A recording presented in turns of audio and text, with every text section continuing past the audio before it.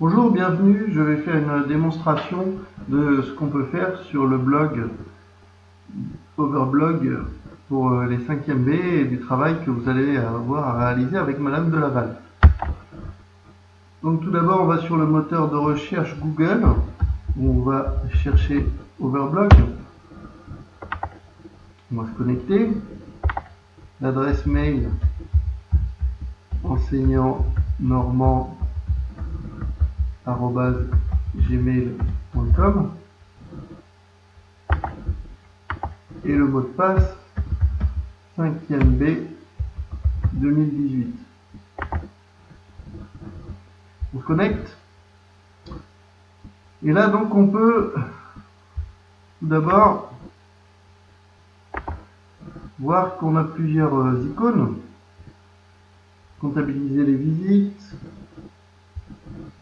etc., l'activité,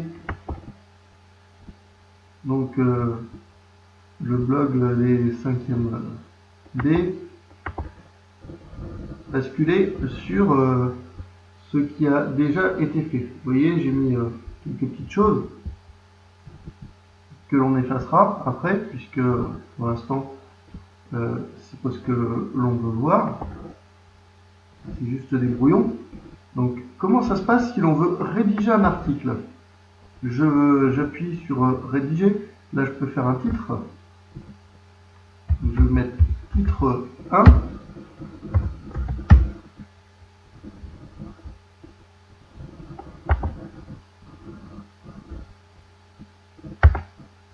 j'ajoute une section de texte,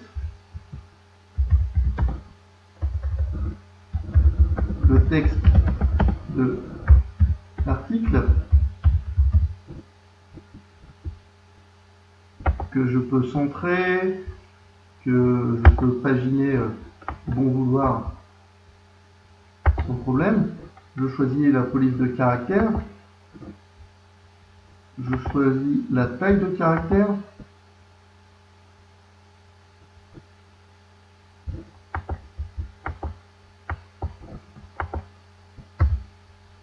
et je peux même choisir par exemple un lien pour après illustrer quelque chose. Donc, par exemple, si je fais quelque chose sur la médiatrice des triangles, ici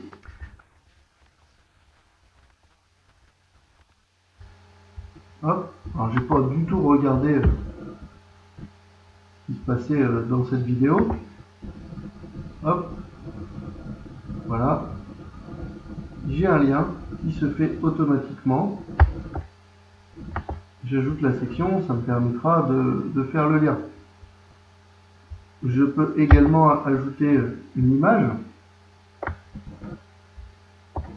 Alors, si c'est depuis Internet, Madame de Laval et moi nous vous rappelons qu'il faut préciser la source.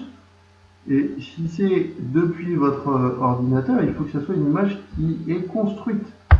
C'est-à-dire que on le fait à partir de GeoGebra, que vous trouvez dans la section mathématiques de l'ordinateur.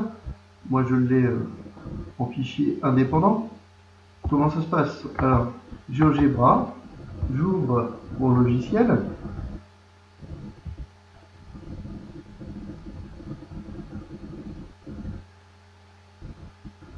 Ça prend un peu de temps parce que c'est un logiciel qui contient des tonnes et des tonnes de ressources.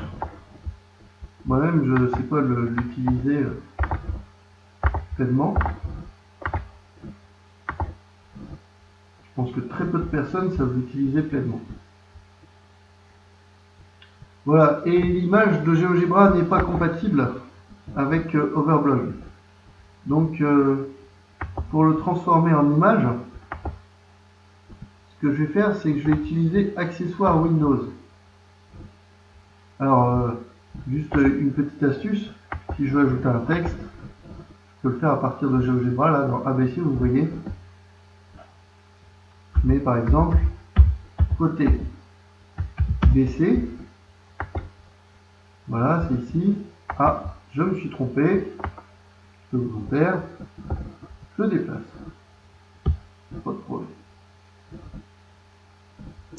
Et donc, je reviens à accessoires Windows.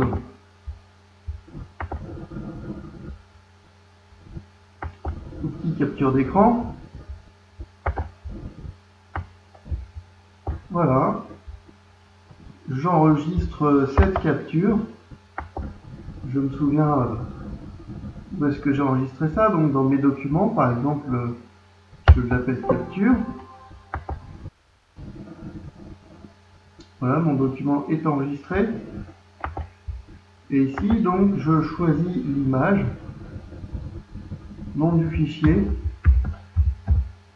capture.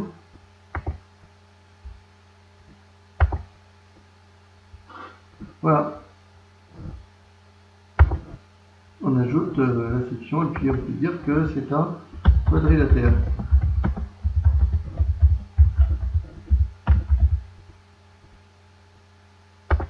On peut publier donc ceci et voir ce que ça donne.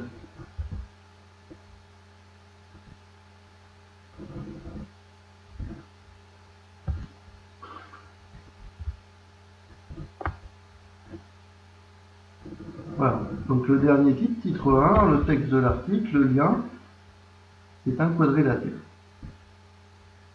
Ok, bon. N'hésitez pas à poser des questions si besoin est. Donc je ferme la page, je reviens. Comment je fais pour remettre un lien? Donc une fois que vous aurez filmé, que vous aurez fait ce travail, que vous aurez fait le texte de votre une fois que vous aurez fait le texte concernant votre sujet que je vous ai donné, que vous l'aurez rédigé au brouillon, que vous l'aurez mis sous ce blog, comme je vous l'ai expliqué, il faudra se filmer. Alors, vous mettrez un lien, vous le mettrez sur YouTube et vous mettrez un lien concernant votre vidéo.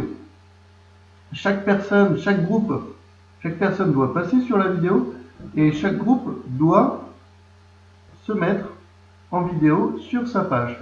Donc il faudra que chacun ait sa page. Donc option de publication, tout le monde va créer une page, page mise à jour.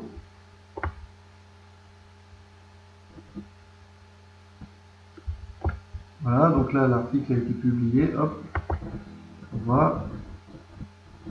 Bon, là j'ai fini, oui, c'est bon. Et donc je vous créerai des pages par groupe. Écrire un nouvel article ou une nouvelle page. Donc on mettra par exemple groupe de. Donc là c'est fait, ajouter une nouvelle section, etc., etc. Vous mettrez les auteurs, la catégorie et bien d'autres choses. J'interviendrai donc à chaque fois pour vérifier qu'il n'y ait pas de bêtises de publier et vérifier que vos articles ne soient pas trop hors sujet.